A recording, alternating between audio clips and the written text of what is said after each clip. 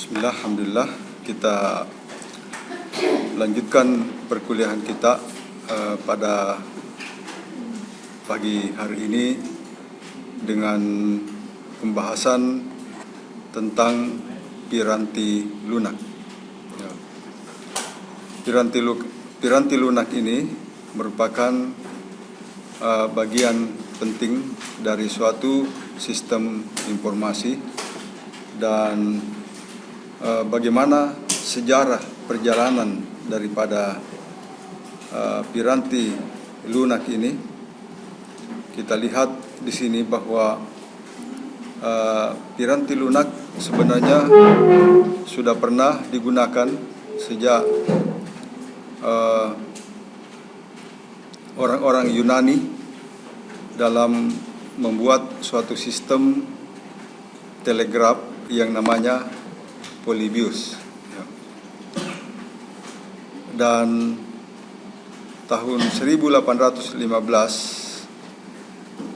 yang pertama kali membuat piranti lunak adalah Ada Augusta. Kemudian selanjutnya tahun 70-an dikembangkan menjadi suatu sistem akuntansi yang disebut sebagai kartu plong. Kartu plong ini menggunakan lubang-lubang yang memiliki makna, memiliki kode tertentu yang diterapkan di dalam sistem akuntansi. Dan Harvard Mark II selanjutnya berkembang dan sudah masih tetap menggunakan kartu plong atau kartu berlubang.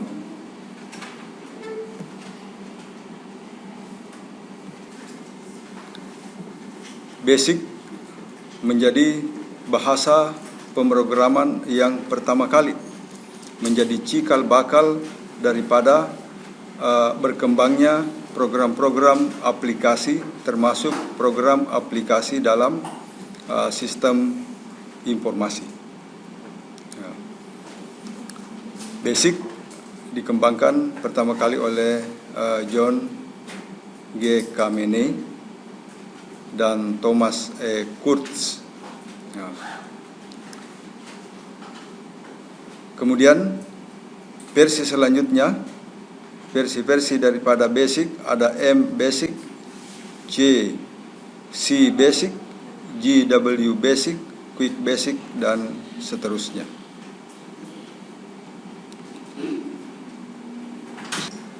Dan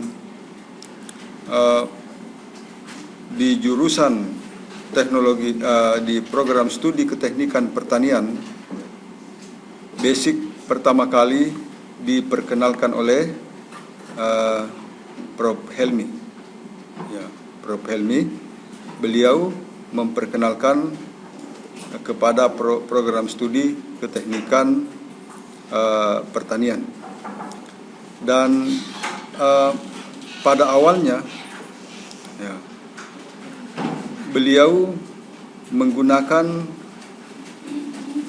komputer DX, tipe DX untuk menjalankan BASIC. Dan setelah BASIC ini berkembang, yang berjalan dalam versi DOS, maka selanjutnya berkembang pula software-software aplikasi yang lainnya setelah itu.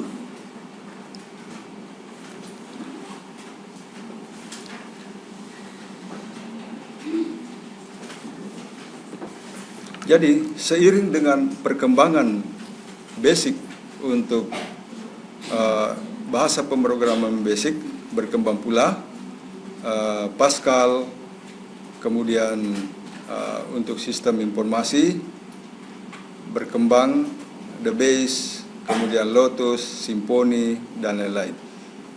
Ini yang pertama kami kenal. Mungkin ada bahasa lain atau program lain software aplikasi yang lain tidak kami kenal. Mungkin ada, tapi tidak kami kenal.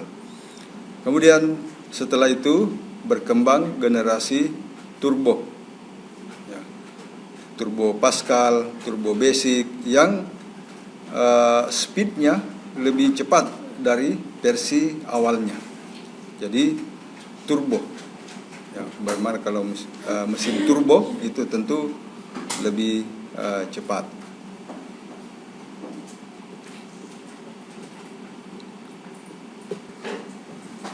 Jadi Windows multitasking. Apa artinya multitasking? Multitasking artinya dapat mengerjakan tugas-tugas, ya, atau job yang dibebankan pada komputer dilakukan secara bersamaan. Ya, jadi bisa kita bekerja misalnya dengan Lotus, ya, bisa pula pada saat yang bersamaan kita bekerja menggunakan WordStar. Atau sekarang kalau ada Windows, kita bekerja dengan Excel, kita pada saat yang sama kita juga bekerja dengan pengolah kata Microsoft Office atau PowerPoint, bisa kita kerja secara bersama-sama tanpa harus menutup satu program. Sedangkan kalau monotasking, kita harus tutup dulu, kemudian kita buka aplikasi yang baru. Tapi kalau multitasking, kita tidak perlu menutup software yang telah kita buka. Kita bisa membuka lagi software aplikasi yang lainnya. Itu multitasking. Jadi ada Borland Delphi yang kodenya itu menggunakan Pascal. Kemudian Borland C, kode dasarnya adalah Fortran dan C++. Ini mirip ini. Kemudian untuk pemrograman internet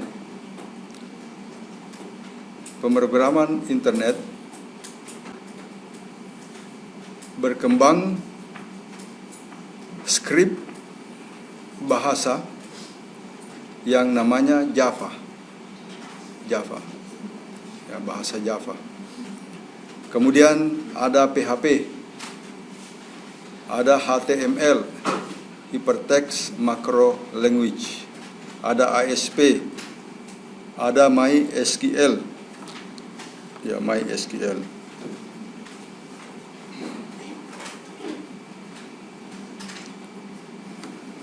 Dan software-software ini berkembang setelah berkembangnya internet, kira-kira mungkin tahun 1990.